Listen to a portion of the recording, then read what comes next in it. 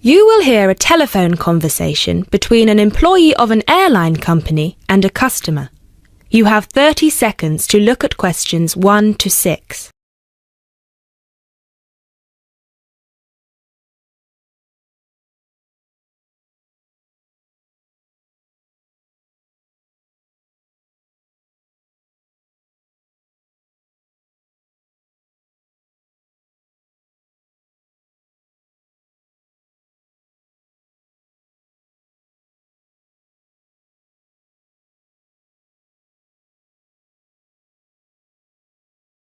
Now listen carefully and answer questions 1 to 6. GB Airlines, this is Kyle speaking. How can I help? Hi, my name is Matt Walsh. I'm calling on behalf of Mr. John Sparrow to claim expenses for a delay in his flight last week. Good morning, Mr. Walsh. Thank you for calling. Could you please tell me the flight number and the date of departure?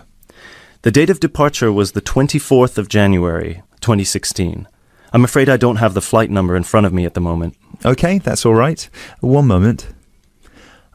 Could you tell me where was Mr. Sparrow departing from? He was departing from Athens. Is that Athens, Greece or Athens, Georgia? Athens, Greece. Right. And what was the destination?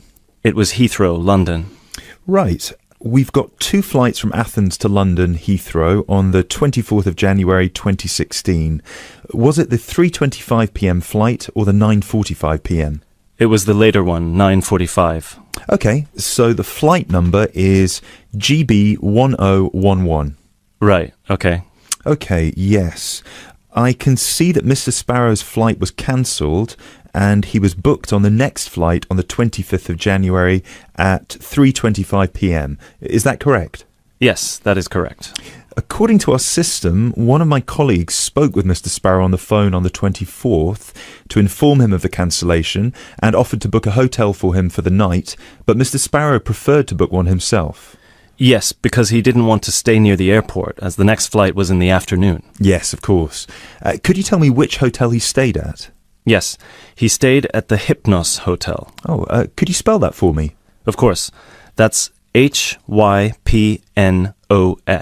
Right. Thank you for that. And could you please tell me how much the total cost was for the night? Sure. It was €73. Right. Do you have a copy of the receipt for that? Yes, of course. Would you like me to send it to you? Yes, please. Can I email a picture of it to you? Absolutely. The email address is refunds@gbairlines.co.uk. Great, thank you. No problem. Were there any other expenses you wish to claim? Actually, yes. There was also the taxi ride to the airport and the taxi ride back the next day. Right. And what was the total cost? The first taxi ride was €53 and the second one was 42, so 63, 73, 83. Yeah, so the total was €95. I'll send you the receipt for those as well. Thank you. Are there any other expenses? No, I think that's it.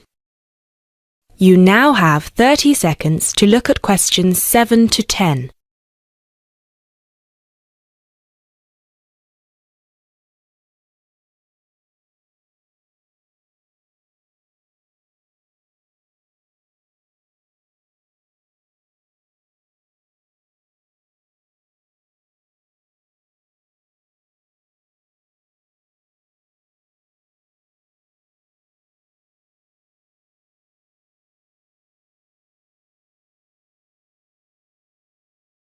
Now listen carefully and answer questions 7 to 10.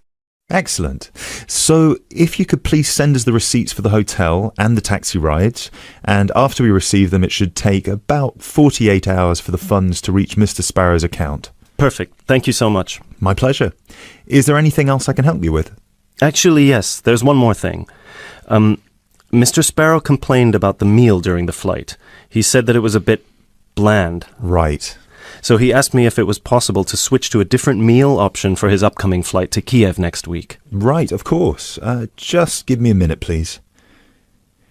Right, I see that Mr. Sparrow had the light meal option for his flight to London, and you would like to change that.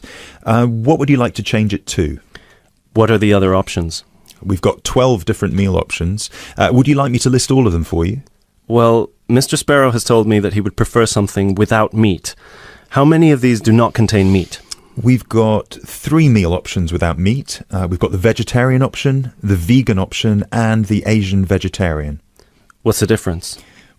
There's a variety of different dishes served with each option. For example, next week the vegetarian option will be a small spinach and feta cheese pie, a bread roll, a salad, and tropical fruit. And the vegan option? The vegan option doesn't include any dairy products, and it also doesn't include fowl, eggs, or honey. I'm afraid I don't have the specific menu for this week, but I can email it to you as soon as it becomes available. Oh, could you do that? That would be great. Yes, of course. I can email you a detailed description of all the meal options if you like. Yes, please. No problem. Please do not forget to call us back to change the meal option. You need to do that 48 hours before the departure time for international flights and 24 hours for domestic flights. So 48 hours for this one then? Yes, exactly. Perfect. Oh, no, I'm sorry. Transatlantic flights require 48 hours. All flights within Europe require 24 hours. So in this case, you will need to call us 24 hours in advance. I apologise for that. Okay, great. So, could I please have your email address so I can send you the menus? Certainly. It's matt.walsh@sparrowlimited.com. That is the end of part 1. You now have half a minute to check your answers.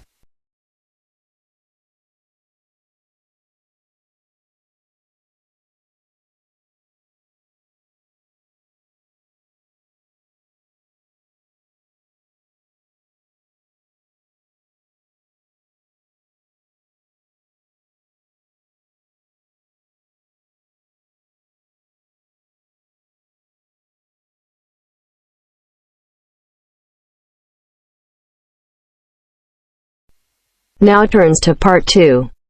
Part 2. First, you have some time to look at questions 11 to 15.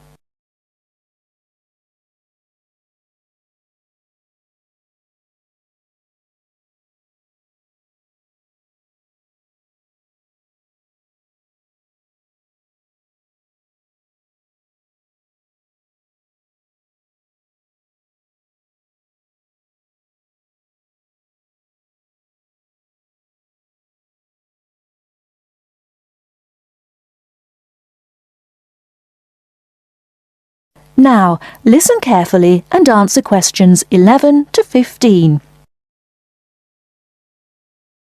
The Airbus A380 is a revolution in aircraft technology. Today I have as my guest Mr. James Carr, who worked on the project.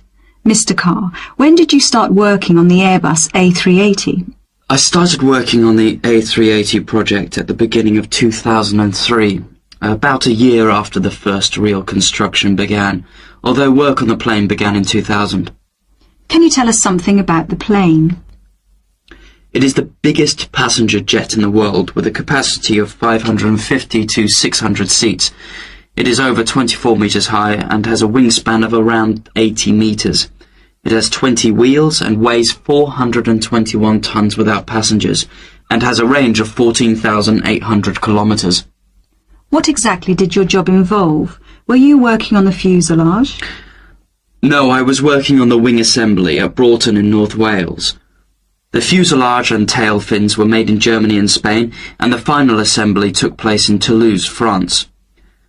My job was to work on the computer-controlled wing panel assembly machines. These wing panels are not just sheets of metal, but have reinforcing stringers, which are long pieces of metal running along their length. The stringers are needed for strength.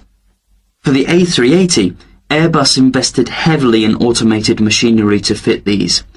The wing panel assembly machines cost around $12 million each, and there are now 6 of them. The machines required control programs to operate them, which told them where to go and what to do. I was responsible for the control programs. How many people were working on the wing assembly?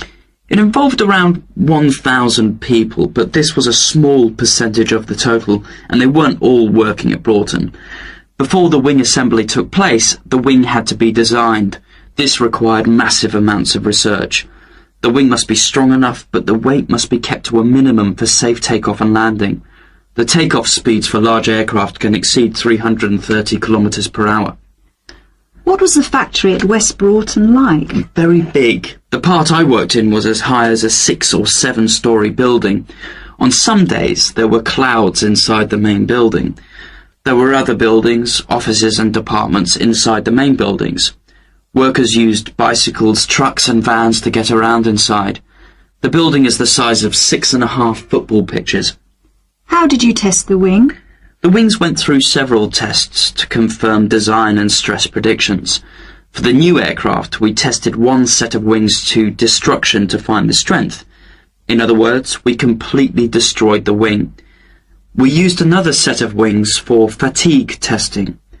Fatigue testing is where we move the wings up and down repeatedly over a long period to check that they perform well and that no cracks appear. There were also test aircraft that pilots flew to check flying performance, fuel economy, loading and safety. How did you feel when the first plane was finished? The A380 is the most significant commercial aerospace project in over 30 years, and so it was good to be involved with something so important. On the 27th of April 2005, we watched as the A380 test aircraft flew for the first time, and there was a real sense of achievement. Did you have any problems during the construction? We didn't attempt a project of this size without expecting some problems. The whole thing was a problem-solving challenge from start to finish. Nothing was predictable. For example, while we were developing the programs, the robots nearly put holes in the wrong place and we had to start again. All these problems cost the company millions of dollars along the way. How much did the whole project cost? I would guess it cost around £8.4 billion or 12.6 billion euros. Thanks for talking to us, Mr. Carr. Not at all. Before you hear the rest of the talk, you have some time to look at questions 16 to 20.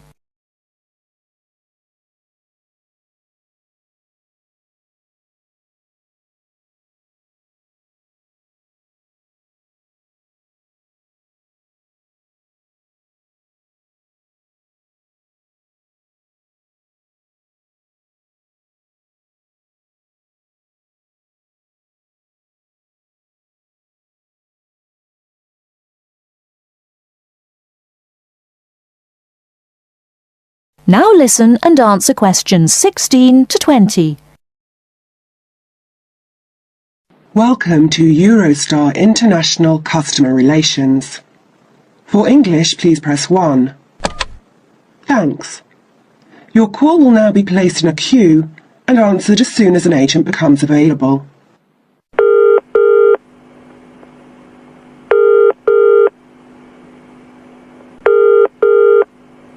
Which journey would you like to make? London to Paris, return. And what is your date of travel, please? The 21st of March, coming back on the 6th of April. What time of day would you like to travel? Around midday is best for me. There is one departing at 12:09 from Waterloo Station. Pardon? Could you repeat that, please? 12:09. 9 minutes past 12. Yes, 9 minutes past 12. Gets to Paris at 15:59. Right. I need to check the times of the trains coming back as well on the 6th of April. The latest I can get back to Waterloo is 9:15 p.m. What's the last one I could catch to get back by 9:15? How about if you arrive at 21:53? Is that okay? I think that would be too late because the last bus is at 9:30. Could you give me the one before that, please? Yes, I'll give you that. 1919 from Paris, arrives London at 20:54. Sorry, what time was that from Paris? 1919. 19 minutes past 7. Sorry, I'm getting a bit mixed up. Could you run that by me again? Yes, of course. The train departs from Paris at 1919 and it arrives in London at 20:54. Got that. That will be fine. I'll need 2 tickets. Can we get a discount with our I6 student cards? Yes, of course. If you are under 26, you can get a discount making the price £59 for the round trip. I'm afraid I didn't quite catch that. Could you say it again? £59 for each return ticket, subject to availability. All right. Well, please could you book those now? Yes. How would you like to pay? I'll pay with my Visa card. Could you give me the name on the card and the number, please? The name is M. Kumada, Kumada. The number is 492989357321. Can I repeat that back to you? M. Kumada, 492989357321. That's correct. And what's the expiry date on the card? It's 0707. 0707. Thank you, that's fine. Would you like the tickets to be sent by post, or will you pick them up at the check-in at Waterloo? We'll pick them up at the check-in. Please remember to bring proof of your age with you when you travel. Just one more thing, please. I am from Japan, and my friend is Chinese. Do we need visas to travel in Europe? I'm afraid I don't know. You'll need to contact the embassies of the countries you're going to. All of them? Oh dear. Thank you for your call. Goodbye. Goodbye. That is the end of part 2. You now have half a minute to check your answers.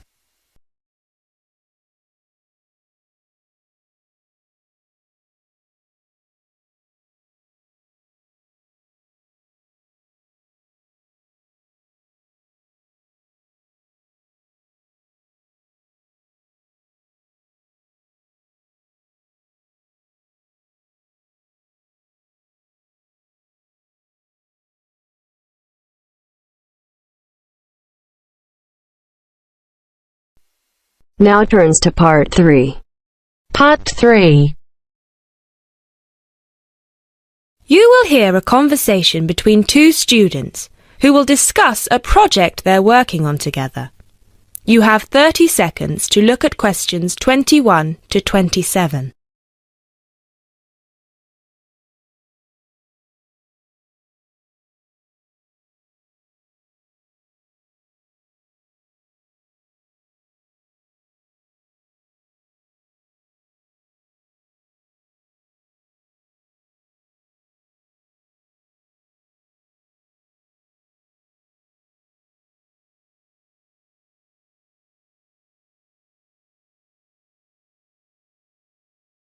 Now listen carefully and answer questions 21 to 27.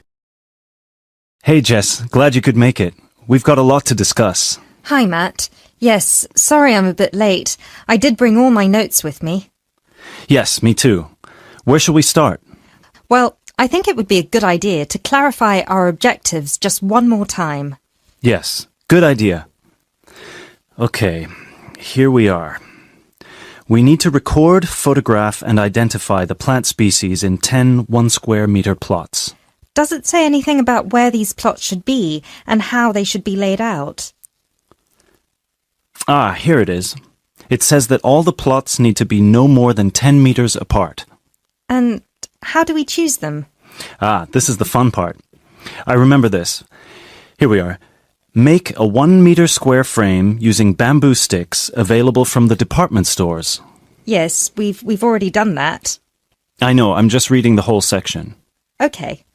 One person stands roughly in the middle of the chosen area and throws the frame. The other person uses a tape to mark out the square where the frame landed and returns frame to thrower. The thrower then turns a few degrees on the spot and throws again. The thrower must turn slightly after each throw and vary the force of the throw until after the 10th throw they are pointing in almost the same direction as the first. That sounds a bit complicated. That's only because it's all in writing. It's just a simple throw, turn, throw, turn, throw, turn until we have 10 squares. And I guess you want to do the throwing. Well, if you don't mind. I'm sure you'll be more accurate at marking the squares. Yes, I am sure I am, and I'm sure you've got a stronger throwing arm. You now have 30 seconds to look at questions 28 to 30.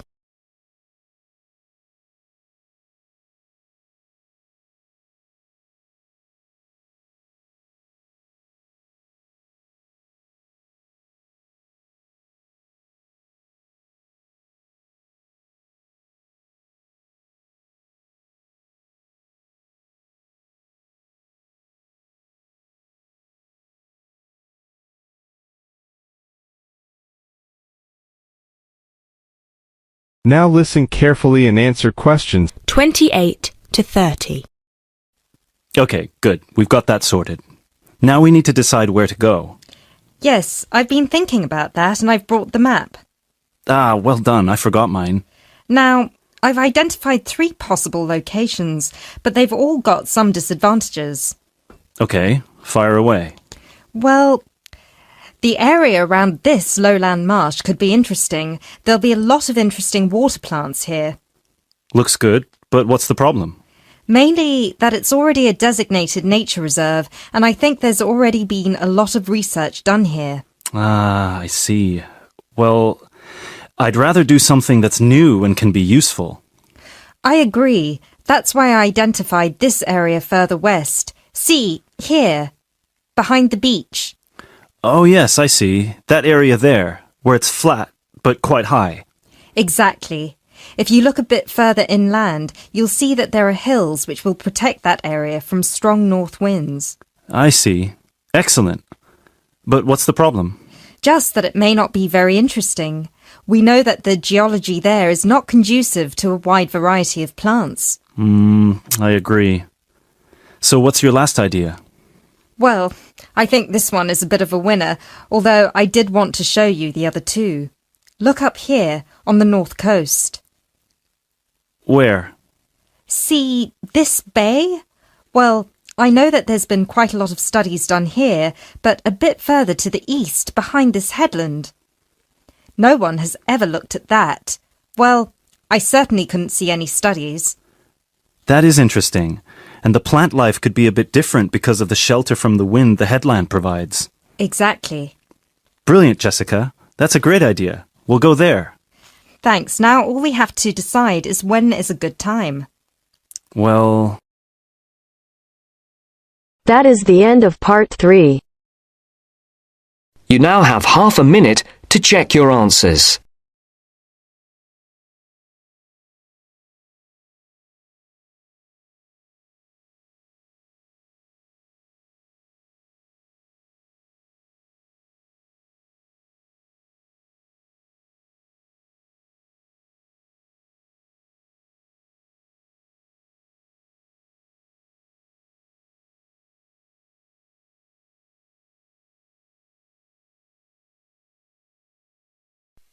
Now turns to part 4. Part 4. You will hear part of a lecture about trumpets. First, you have some time to look at questions 31 to 40.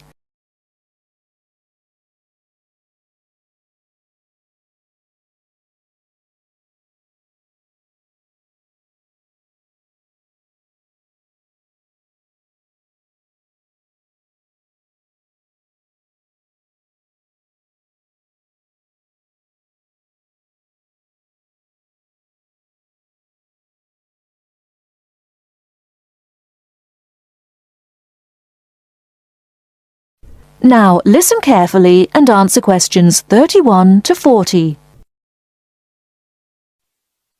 The trumpet is quite a remarkable instrument. Take the B-flat type, for instance, the kind of trumpet most people use today. If we stretched one out in a straight line, it would measure nearly 140 centimeters in length. What we see in the diagram, then, is a very long brass tube wrapped around itself in order to save space. To produce its characteristic sound, the musician blows continuously into the small metal cup on the left called the mouthpiece, which is shaped to fit the lips. The air travels along the lead pipe and round the tuning slide, which can be moved in or out to change the instrument's pitch. The air then reaches the feature that distinguishes the trumpet from, for instance, a bugle, the 3 valves that extend from above the top to below the bottom of the instrument. Each valve can send the airflow one of 2 ways, either along the main pipe, the shortest route, or else into an extra length of tube, thus lowering the pitch of the sound being played. The musician does this by pressing one of the finger buttons at the top, diverting the air into the first tube if the first is pressed, into the second and shortest by using the second, or into the longest one, the third, by pressing number 3. The air then continues its way round the bend in the lead pipe and along to the end at the widest part of the body, known as the bell, which projects the powerful sound forwards. Incidentally, all this breath forced through the metal of the instrument does of course contain water vapor, and this will start to condense and form droplets after a certain amount of playing. The result is a gurgling sound from the trumpet, so to avoid this, there is a device on the tuning slide called the water key, which when pressed lets the water drip out.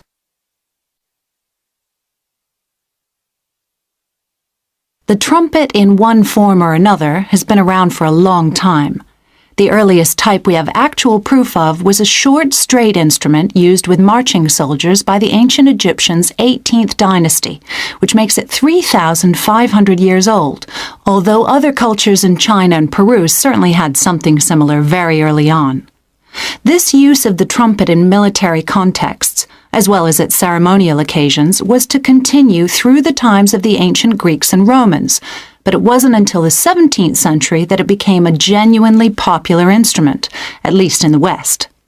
At the beginning of the 18th century, it was finally accepted as part of the typical orchestra, and the addition of valves in the 19th century, making it much more versatile, consolidated its position as a major orchestral instrument. Nowadays, the sound of the trumpet, which is of course both loud and clear, means that for many pieces it is used to lead the brass section of the orchestra. This sound and its versatility have helped extend its use to other forms of music, such as jazz and pop, but there is another very practical reason for its widespread popularity. In comparison with many others, such as the tuba, the cello, or even the trombone, it is a fairly small instrument that can easily be transported and played just about anywhere. The downside of all this popularity, though, is that as everyone wants to be a trumpeter, it can be difficult for the young musician looking for work to find a vacancy. As a result, it's often the case that quite a few of the French horn players in a modern orchestra actually began their musical careers as trumpet players. That is the end of part 4. You now have half a minute to check your answers.